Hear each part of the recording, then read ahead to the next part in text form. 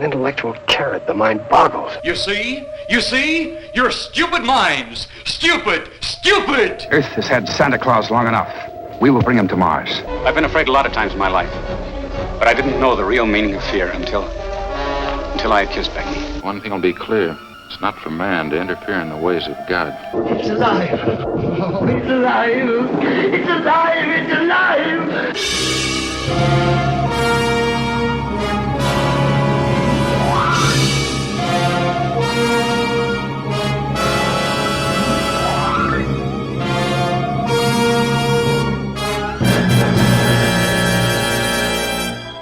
Good evening, everybody, and welcome to Earth vs. Soup, episode 167. I'm Aaron Pollier. And I'm Darlene. We watched the movie that was paired with last time's episode, The Crawling Eye.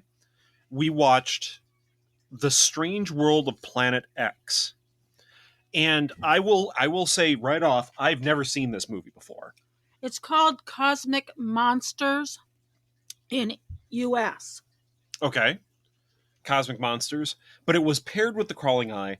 I have not seen this movie, but in many ways I have seen it because there's aspects of other movies that are in this. There's a lot of Day the Earth Stood Still that's in this.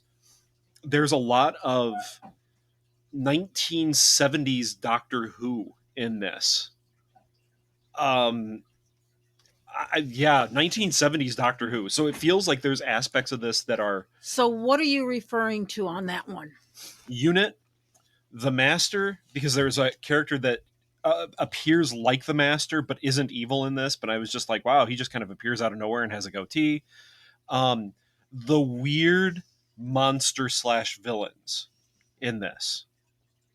It has a feeling of very much the Unit Earth episodes with John Pertwee as the Third Doctor, but this is way before then, which is good. It's not like they're ripping off Doctor Who at all. They might have even inspired some of the Doctor Who stuff.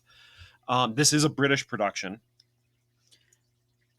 Do you have anything to add to it? I mean, I don't think you've seen this ever before. No, but it was first seen in February 1958 in the UK, and then come on into the United States in July 1958. Okay, so let's start talking about this movie, the movie's plot. So we start kind of with a science montage, science, humans progressing, blah, blah, blah. Did you get that? It said a terrifying area.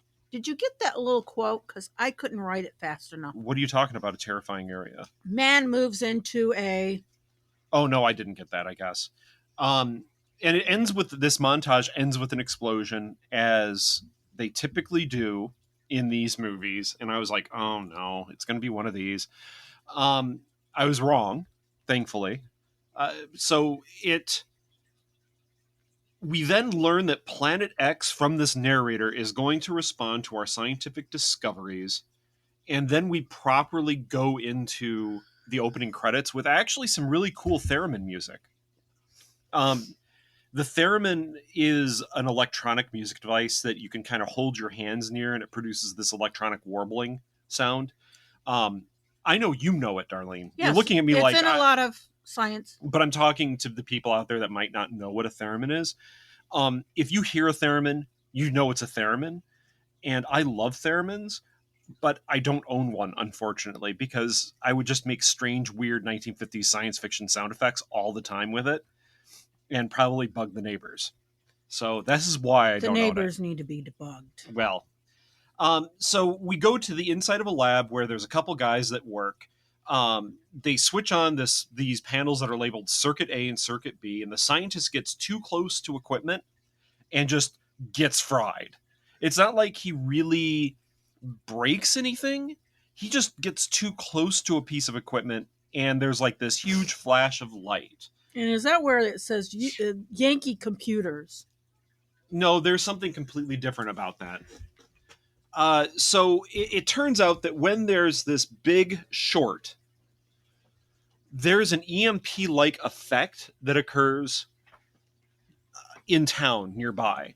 So there's like this flash of light that everybody sees which I thought, okay, is this a nuclear explosion?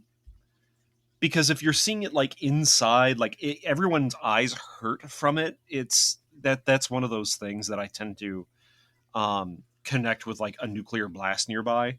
But it blows out the television, like power goes out, it stops clocks, which I guess it does make sense when they're electronic clocks, they're like plugged in or something. But like the policeman comes into this pub later on and says, "Hey, you're still serving after 10:30. You need to get these people out of here. It's illegal to serve alcohol afterwards." And he looks back up at the clock and he goes, "The clock stopped." And the cop looks kind of ticked off, like, "Oh yeah, it's that story again. The clock stopped. That's why you're still serving it. Get these people out of here." So there's an EMP-like effect.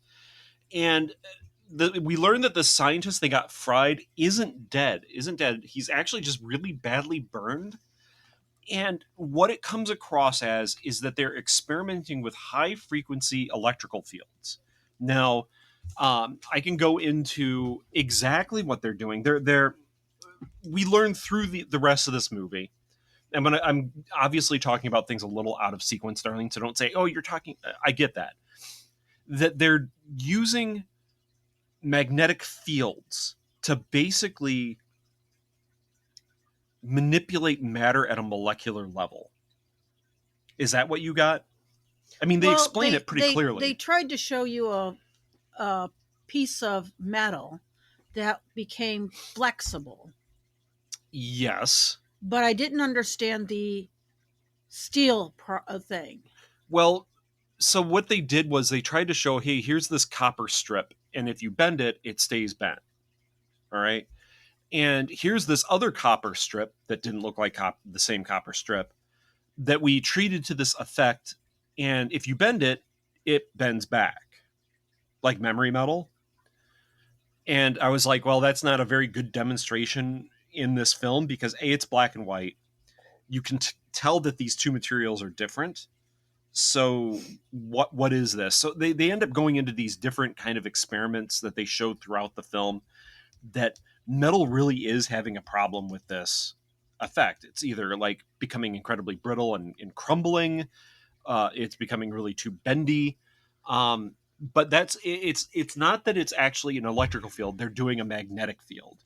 And there's some actual good science in this movie that I was like, okay, that makes sense. And then the scientists act like they don't understand some of the effects, like induced electrical fields. Now, I'm not an electrical expert. I'm not.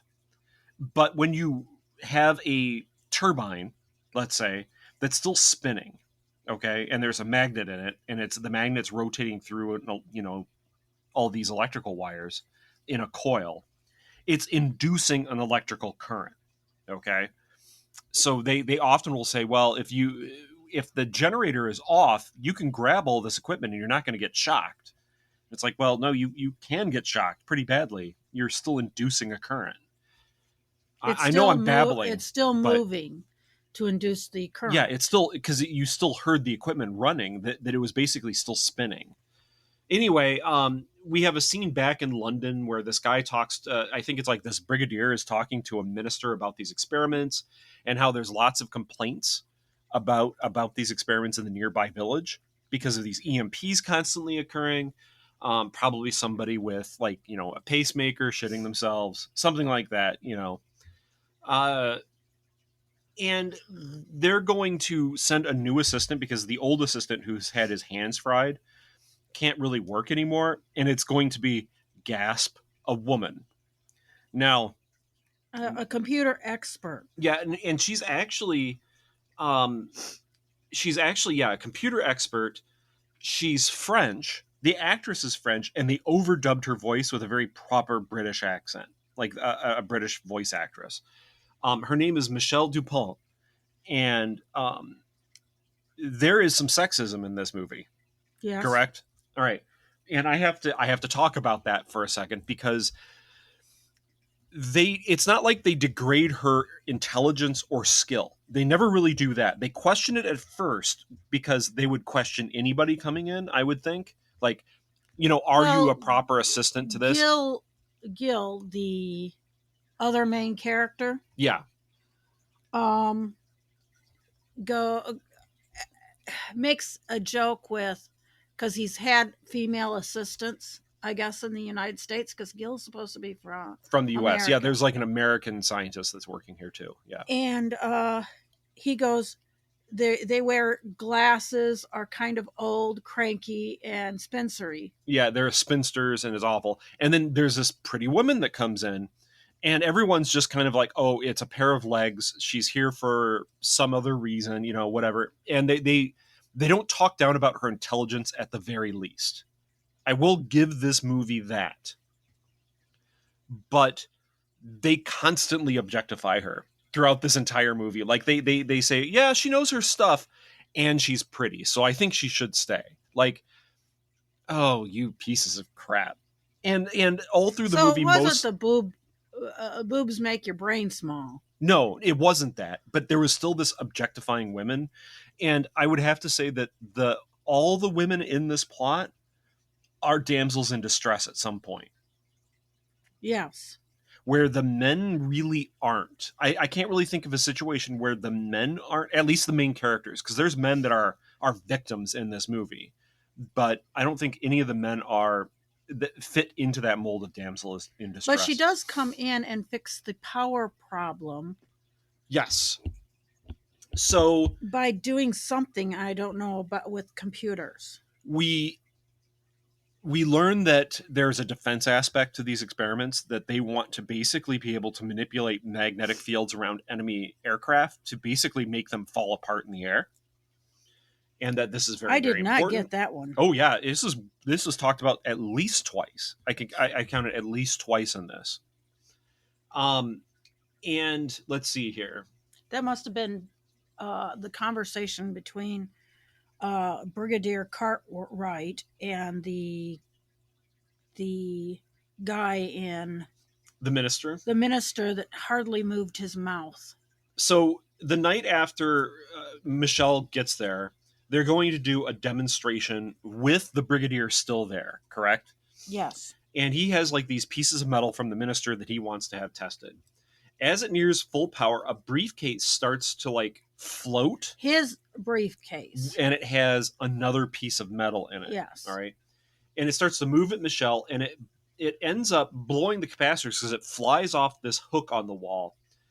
And with the hook, the brigadier tackles her to... No, it's not the brigadier. It's the American scientist that tackles her to the ground to protect her because it's flying right at her head. And when the briefcase hits the device, it shorts it out and causes another EMP in the town. And like everybody's television sets just explode. This time, it's like way more powerful than it has been. And before this, the newspapers were already saying... calling this an invasion from Planet X. Because there's strange lights in the sky, and there's this constant weird things are happening because of these experiments and the EMPs. And some people going mad. Yeah, I guess I can see that.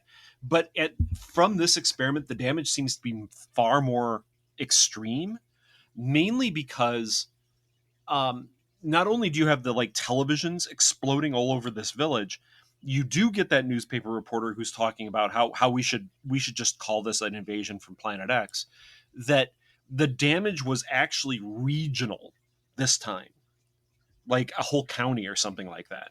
Yeah, and the other thing that I didn't like about this movie was we're still talking about the plot though, Darlene. No. Okay. This is part of it. And it's somewhere in this thing. You have two snapshots to something that's just normal village life. Yeah. One snaps to a child with talking to a tramp. That's what her mother calls him. Yeah, it's a homeless person that's living in the woods. Mm-hmm. And the second time you snap to him settling down in the woods. Yeah, and he actually like gets hit by radiation during this large experiment. Like, yes. We learn later that the magnetic fields are allowing cosmic radiation to stream through. And but these two scenes are only there for the future, but you really didn't need these two scenes, I don't think. See, this is difficult. Like you're right that these early scenes with like the little girl and the homeless person and village life seem really out of place with the pacing of the film. But without those early setups, some of the stuff later on would not make sense. Like, there'd be no point for the whole showdown at the schoolhouse later on.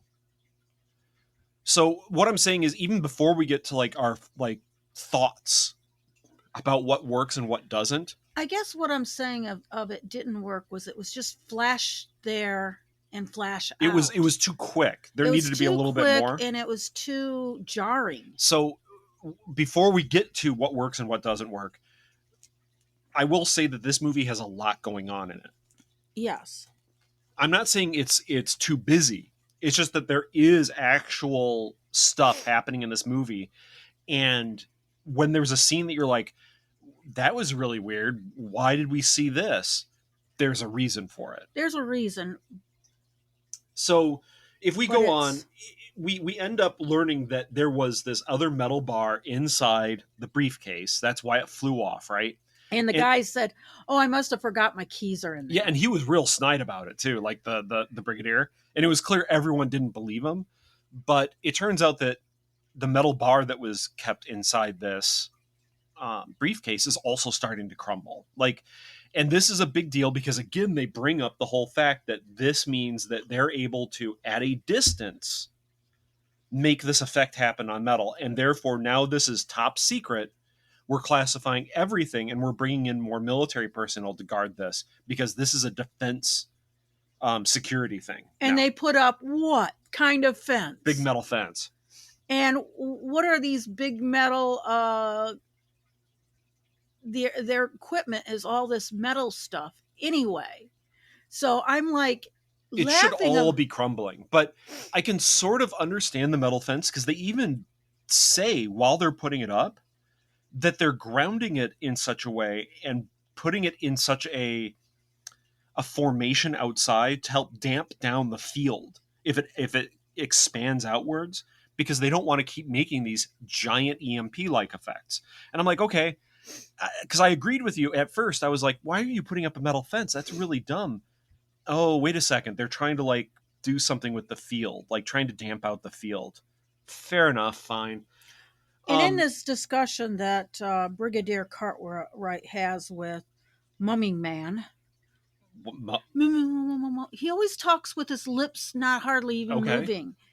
That's why he brings up Danny Dare. Oh, Dan Dare? Yeah. Dan Dare. Well, okay. So Dan Dare is like I even said, Darlene, that's a deep cut for us in the U.S. because Dan Dare is like this boys' adventure comic type thing from the 1950s.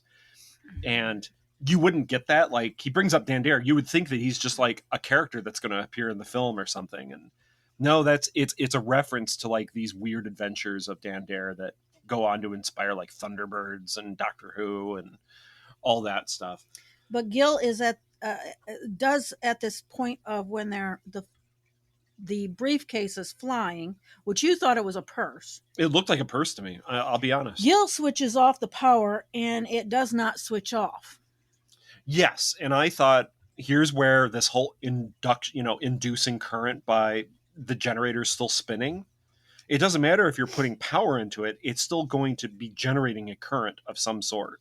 You have to wait until it spins down completely and then ground it to make sure there isn't any stray charge flying around in there. Anyway. So the Brigadier goes back to London. To get the military involved now. Yeah. And the girl meets Smith. Yeah, this is where we go back out into the woods because the schoolgirl meets a guy with a goatee in the woods who introduces himself as Mr. Smith. And she's trying to collect bugs because something happened to her bugs. Her mother made her like get rid of all of them or something like that.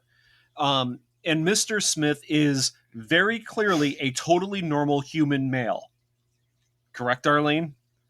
All the way through this, I was doing the what we do in the shadows. Like, I would like to have a human beer, please. But at first, she tells him he's got weird facial hair. He has weird whiskers. Yeah. And it's only because he's got like a Manchurian. No, he just has a goatee. He's like, but it's not a mustache here. It's just on the side. Yeah, it's like a half goatee. He doesn't have the mustache. And she says, "You must be a foreigner." And he's like, "Well, I guess I am from pretty far away." And I'm like, "Oh God, now here we go. This is the day the Earth stood still stuff." He asks her if there's a place to stay, and she tells him about the scientists. And he's like, "Oh, the scientists, maybe I should go and see them." And he actually like looks out over there, the home that's in the middle of the woods where these scientists are working. Okay. Now we also get the homeless person attacking a woman. Yes, and it turns out to be the new teacher. Yes, the new teacher, whatever her name is. The little girl was complaining about. Yes. And Mr. Smith is driving past at that point. I think it's Mr. Smith, right? I don't know. He somehow got a car. He probably just stole it from some poor person. But I thought it was Mr. Smith, and he rescues her. And it turns out that this homeless person has been like heavily irradiated with cosmic rays. This is what we learn later on. So everyone goes to the bar, and Mr. Smith orders one human beer. The homeless person ends up attacking another woman, and we end up having a conversation between all the scientists that say that they come to the conclusion that there's some sort of feedback in the system that is causing these failures, and they call it like syndrome. But at this time, you have a guy that comes in asking about his girlfriend or something. Gillian? Okay. And Smith is there clearly not listening, quote unquote, which, he is. He's obviously listening. And we end up having Gil go back to Laird, who is the head scientist, saying, "Hey, look, we think this is a syndrome. It's some sort of feedback syndrome." And Laird's like, "Nah, I figured this out a week ago. I just didn't want to stop because this experiment's too important. I figured we'd just figure out a solution before this, and since there isn't, I guess I'll just let these EMPs continue to happen. We're safe in here." And Gillian's boyfriend finds Gillian in the Brilliant Woods or whatever the woods are. Yeah, and she's like, I forget what the hell's going on. And he actually sees a large ant. Okay. So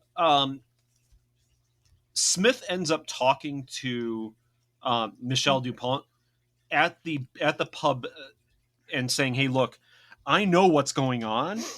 Just meet me here tomorrow and we'll talk." So they all come back, and he basically starts warning about these experiments. He says, "Look, you're destroying the magnetic field with cosmic rays. Yeah, with cosmic rays. You're tweaking it, and in fact, this could totally destroy the ionosphere and allow hard radiation to hit the Earth." He then warns that the radiation has likely already mutated insects because they're fast breeding. So we then go to the little girl in the woods, and she finds a huge egg and is menaced by large insects. Okay. I thought she brought it to the school. She was just looking in on the teacher at that point. Yeah, she was just looking in on the teacher. She brings it home, and she ends up like her mother finds it. Her mother brings it to... Her mother just has it outside their home. And she shows it to like Mr. Smith, who's walking past, and he's like, "Oh no, it's not Mr. Smith, it's Michelle." And Michelle says, "Boil it to kill it." I was trying to think of, because at this point I didn't write it down. I just... Okay, so things were going too fast for me to write it. This is where things get very 1970s Doctor Who in a good way. Okay, the new school teacher's in the schoolhouse, and it's after sunset. She tries to leave and sees giant insects surrounding the school. So she's trapped by the bugs. And Michelle, after getting the egg, seeing the egg, goes to... She runs out to get the school mom because she knows that she's there. Yes, and she ends up being attacked by giant cockroaches, and gets trapped in the web of a spider as the spider eats the cockroach. So thankfully, the Brigadier, having gone back to London to get the military involved, comes back with UNIT. That's the Yes. best way I can explain it. This is Unit from Doctor Who. This is why I said this gets 1970s Doctor Who in all the good ways. And I guess Wilson, which is a friend of not Cartwright's, Gil, one of the three scientists that's working on this. They rescue Michelle.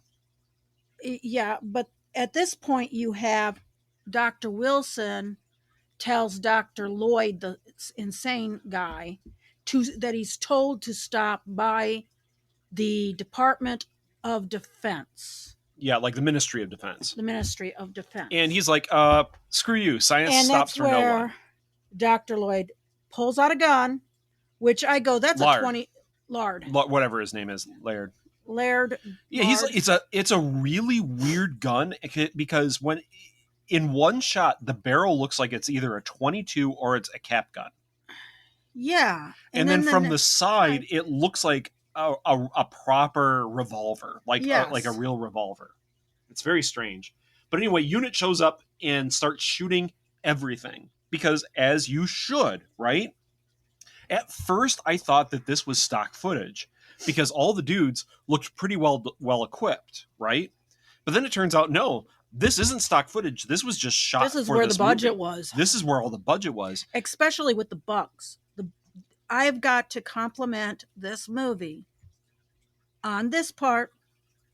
Oh, yeah. The bugs were big and crawling around, but they were not just one type of creature. Yeah, it's not just cockroaches. It's a whole bunch of different bugs, like centipedes, grasshoppers. Do you know what cockroaches? Do you know what I thought I saw? Water roaches. It really made me like go, ugh. One of the things that looked like it was there, it looked like a bristleworm from our saltwater tank. Yeah, it did. Yeah, you know exactly what I'm talking about, right? And I was like, there's nothing wrong with bristleworms, by the way. They're just kind of like scavengers. They help clean up your saltwater tank, but they are very upsetting looking. Let's put it that way. They're not just that. They also can sting your fish. Yeah, they can because they have hooks all over them. So when I saw that, I was like, no, we don't want those big things. So and there's like big spiders as well. And then there seems to be like some larvae hatching out of eggs they even show. Yeah. And we couldn't tell what they were really, but it was gooey and very real because they just used real insects. And they composited into the shot in such a way as to be like, wow. Anyway, we end up having a massive battle with the Unit soldiers, and they're fighting for their lives because these bugs actually are pretty tough. I mean, they have thick shells, and some of the Unit guys are getting their faces ripped off. Like there's the one shot where the cockroach rips half a guy's face off. And I was like, oh, holy crap. This has now gotten way... Yeah, and that was the cockroach because a cockroach's head is detached from the body. Yeah. So, where the German water roach is all one. So, Mr. Smith admits during this time that he's from a different place to the Brigadier. Yeah, and this is during the time where Laird is still inside, getting the experiment going, and Mr. Smith basically says, "I need you to ask me for my help. I can't just do it." And I guess it's because they have some sort of prime directive. But they also have Wilson calling the Brigadier? Yeah, because they're saying we need to start shelling the hell out of this experiment. That he was shot by Dr. Laird. So he says, I'll destroy this machine, and you have to promise to never rebuild it. And they do. And he basically brings down his flying saucer with a remote control. And they attack it with the flying saucer attacks with like a lightning gun into the laboratory. Yeah, but before that, you have Gil in that trying to run to stop the doctor. Yeah, but everything is locked up too tight, basically. So the lab explodes, and Smith boards his saucer and leaves. The end. So there are lots of things that work in this movie. We were just geeking out about one, the compositing special effects shots with the bugs. Fantastic. Like some unsettling things. I really liked the stuff that was like 1970s Doctor Who, so that means the unit stuff felt like unit stuff years before Doctor Who even started airing, let alone unit appearing, right? Because Unit is in their third Doctor. Well, unit actually appears during a second Doctor episode for the first time, but it's not really unit yet. Let's put it that way. The unit proper doesn't start until the third Doctor's time with John Pertwee, but this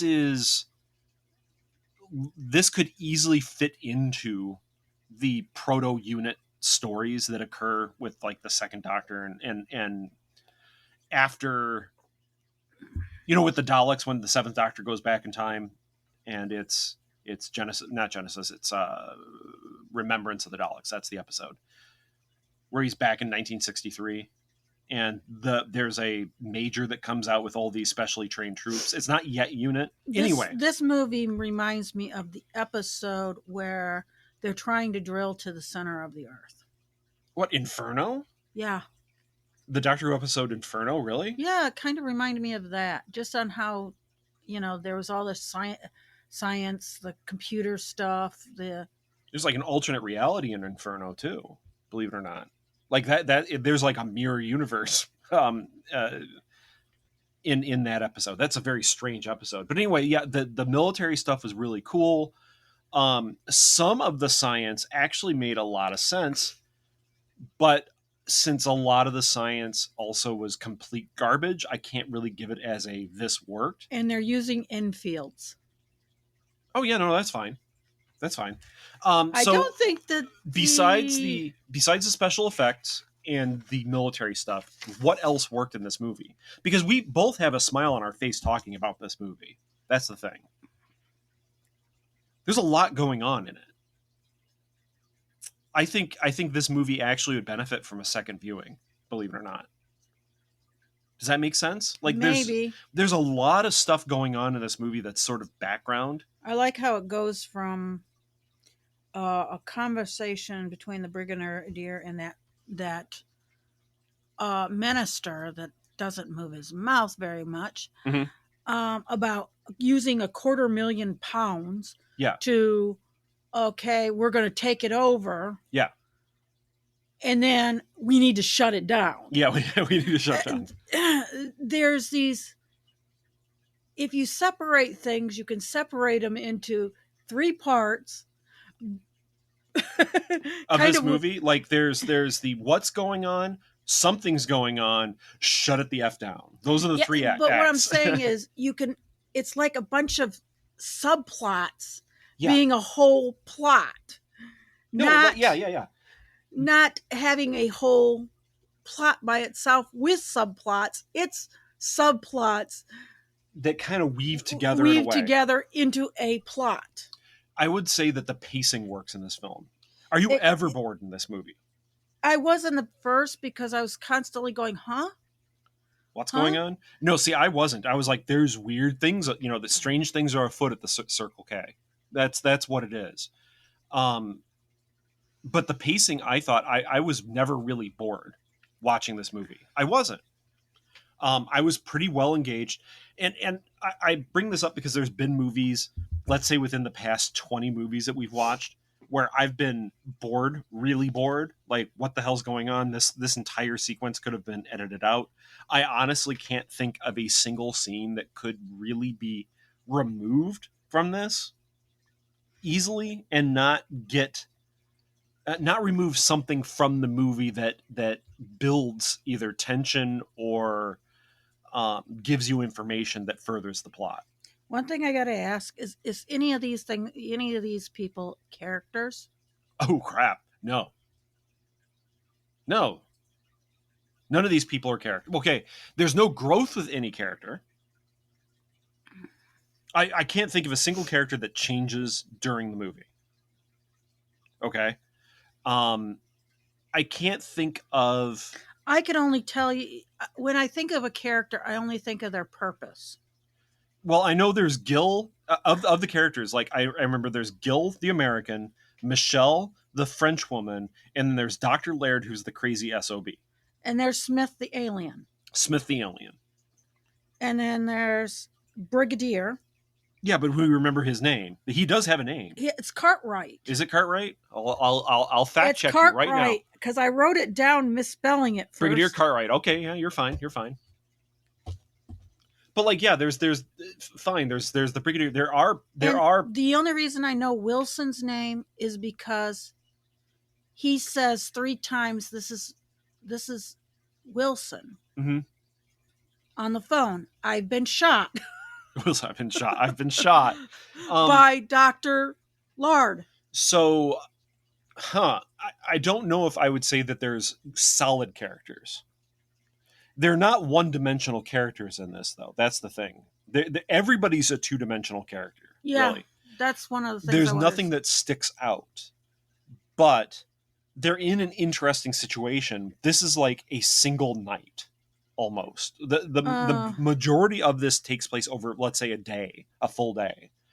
Like Act 2 and 3 are pretty much one day. It's over a week when it starts it. Yeah, total it's maybe a week, but like Act 2 and 3 are probably here's one day. So there isn't like a ton of opportunities for the characters to grow or change. I'm not going to hold that against the movie, though. That's not really the point of the movie. The point of the movie is putting people into a situation that's kind of strange and having a sort of Day of the Earth Stood Still, but giant bug monster movie made. So I won't say there's a ton of stuff that worked beyond the pacing and the special effects. Solid. What didn't work was what? Well, I thought some of the tiny jarring, it's information being given, but it's jarring on how they just threw it in there. Okay. So some of the dialogue. I'm talking about the scenes like that little girl and the tramp, and all of a sudden you're watching somebody walk down that you don't know, walking down the woods, and you find out it's the teacher.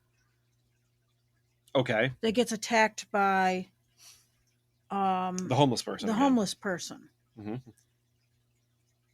They did a good job with the guy that was looking for Gillian, his girlfriend that was supposed to meet him at the bar, because it puts you were already in that scene.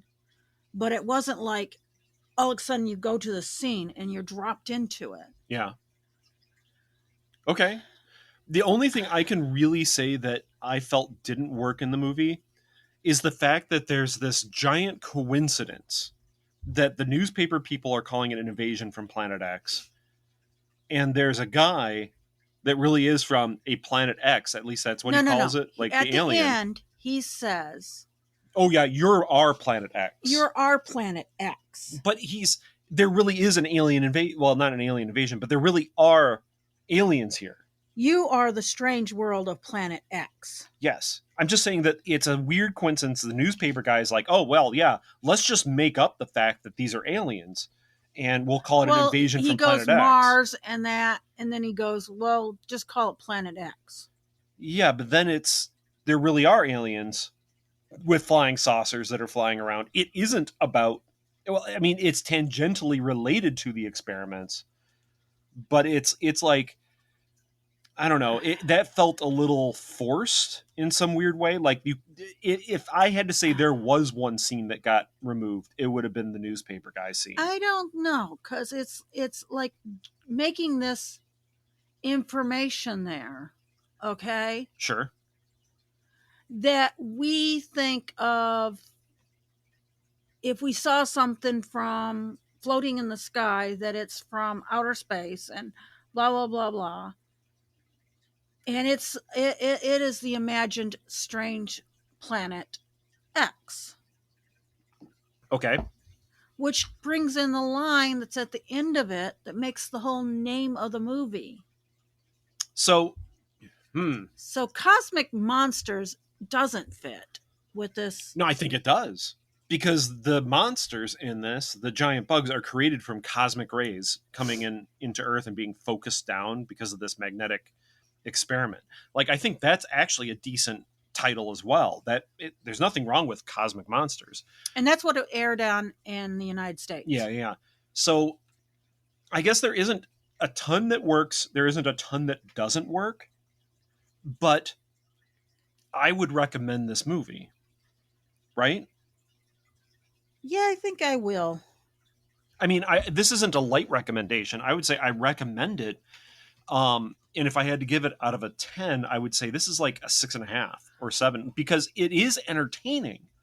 Surprisingly enough, it's entertaining. If it had the ratings today, the you know how we have violence and blah and that. Oh, it would have violence, death, violent, smoking, because that's every damn scene seems to have somebody there's drinking. I think that might be it. But I mean, there's violence, there's death. The guy gets his face ripped off. It would probably be blood and gore. Would be like up on the screen. They'd be like blood and gore. Because you do see the face of that guy that's got radiated, that went mad, the tramp. Yeah, but when the guy gets his face ripped off, you like see his skull and meat and things, and it's really very brief, gore. But it's like, whoa, whoa, this is crazy. Even though it's in black and white, that's being in black and white probably helped that special effect. Let's be honest. Otherwise, it would have looked. I know it was fake. Obviously, it was fake. It was just probably like. It was probably just like a composited drawing on top of them. But since it was brief and in black and white, it with was the like tramp. I saw that one. That's makeup. It was. I actually think it was a mess that they burned. Cigarette butt holes in too. Maybe. Because that's what it looked like to me. Okay. Well, I mean, maybe. I did. I'm not saying it looked bad. I'm saying. So we found this on YouTube. Mm-hmm. You can watch it for free on YouTube if you want. It's not hard to find. And we do recommend it. I think it's only like an hour and 11 minutes long. Did you have to look for it as The Strange World? I looked for it as The Strange World of Planet X. And it come up. Yeah, it did. It is not a waste of time. No. We enjoyed ourselves watching it. We were laughing and having a good time. So this is unlike a lot of these movies that we've been watching recently. You don't need to mute this and watch it. It's not just pretty things on screen. There's some interesting stuff. It was very much better than The Crawling Eye. I think it was better than The Crawling Eye. I think this should have been like we did not recommend The Crawling Eye. I don't know. I think I might have, like, it was a light, or even I don't remember. I don't remember what I recorded last time. I'm sorry. It's not like we're recording these one after the other. So, thinking back to The Crawling Eye, I enjoyed this more than The Crawling Eye, but I didn't think The Crawling Eye was awful. There's just some wacky things in The Crawling Eye. The Crawling Eye is just, I can laugh at The Crawling Eye more than anything. So, well, we should probably leave it there and not keep everyone listening. I know it's another kind of short review, but that's what it takes. I'm not going to sit here and just babble on. So I'm Aaron. I'm Darlene. Good evening. And keep watching the skies. At no point in your rambling, incoherent response were you even close to anything that could be considered a rational thought. Thanks for listening to this episode of This Week in Geek. Hungry for more? Check out our website at thisweekingeek.net. You can subscribe to the podcast, browse our Twitter and Instagram, and leave your thoughts on today's topics. If you'd like to give us some feedback, send us an email at feedback@thisweekingeek.net. Tune in next time, and remember, lower your shields and surrender your listenership. We would be honored if you would join us. Thank you for your cooperation. Good night.